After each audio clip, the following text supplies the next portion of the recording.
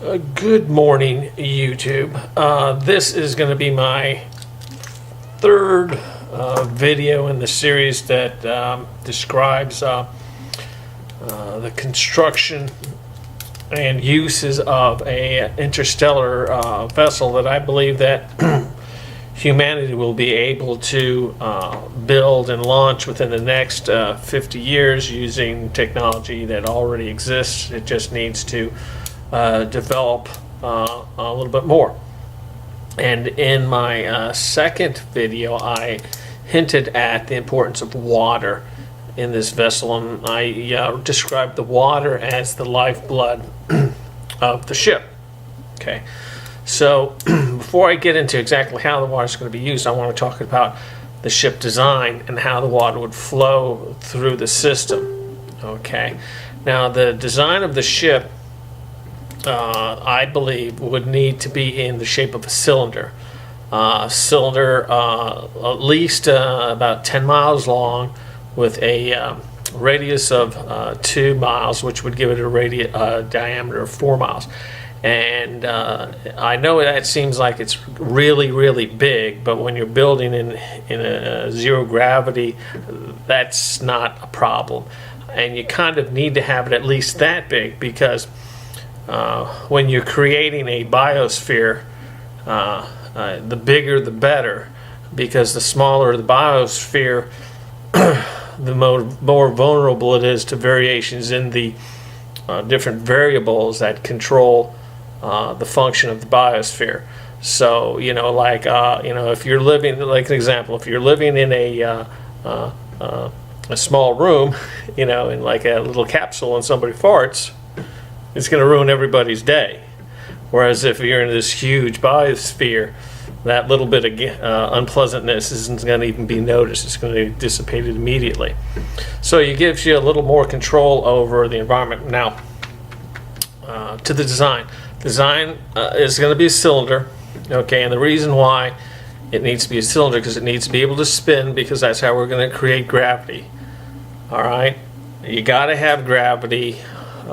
Because these ships are going to be in transit at least 70 to 100 years to get to where they're going, and then on top of that, they're going to have to be these people's homes for quite some time. Now, by the way, the crew in these ships are going to have a life expectancy of like 1,000 years, and I'll discuss how that happens later on. The point is that these ships need to be able to generate some gravity so that people's bones don't get brittle and that sort of thing, and they do that by spinning.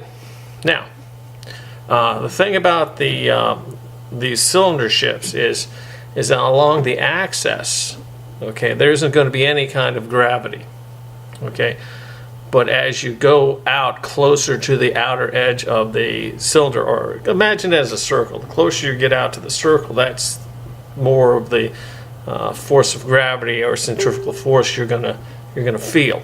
Okay, and you can control that by the rate of which the vessel is spinning. Now, the water is going to actually be flowing through the system. Okay, there's going to be two main reservoirs of water. Okay, the first reservoir is going to be along the axis of the cylinder. Okay, the cylinder itself, the axis itself is going to have to be open, because you're going to need it for conduits and stuff like that. But once you get past that axis point, that's going to be a huge water reservoir. Okay, now keep in mind that the gravity at this point is going to be kind of low, so it's going to have to be pressurized. Okay, then the water will flow through the system to the outer edge of the cylinder, where there'll be a second, even larger reservoir. That'll be where most of the water is stored. Okay, and that too is going to have to be pressurized, because what's going to happen, the water is going to actually be like the shell of the ship, because it's going to be used to protect the crew from radiation. Okay, and it's going to be pretty thick. All right, a matter of fact, the water in these vessels is going to take up like 20% of the volume of the cylinder.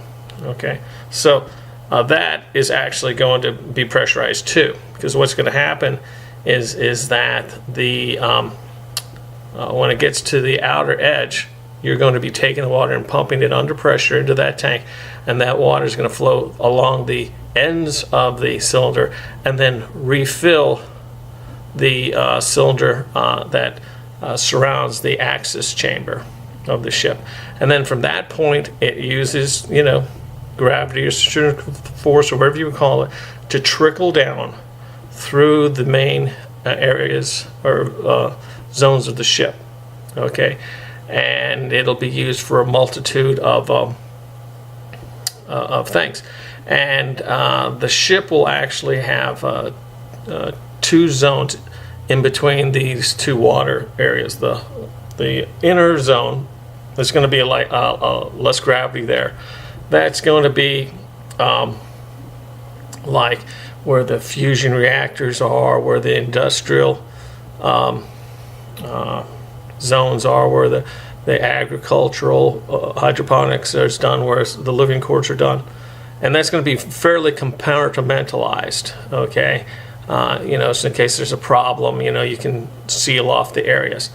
But the much larger area on the inside there's not going to be compartmentalized at all, okay?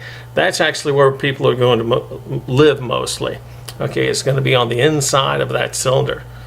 Now, using the diameters that I'm talking about, that will give you an area close to 50 miles square where you can landscape, do whatever you want, okay, to make as much of an Earth-like biosphere as you want, okay? And the water will just keeps trickling through, all right? Now, maybe in the next video, I'll talk about the different systems of the ship that are going to use the water, because this is going to be important. The reactors are going to be drawing their fuel from the water. You're going to use the water to move the waste generated from the different life and industrial processes that are going on in this ship. And it's also going to be needed for the recycling of the atmosphere, you know, replenishing the oxygen supply. Anyway, so that's it for now, because I'm trying to keep these videos short. So the design is going to be that of a cylinder spinning to create the gravity, and the water will flow from the inner reservoir through the crew area to the outside of the ship, where the bulk of the water will be stored, and it will also be the main protection for the crew from radiation. Anyway, I hope you enjoyed the video, and enjoy your day.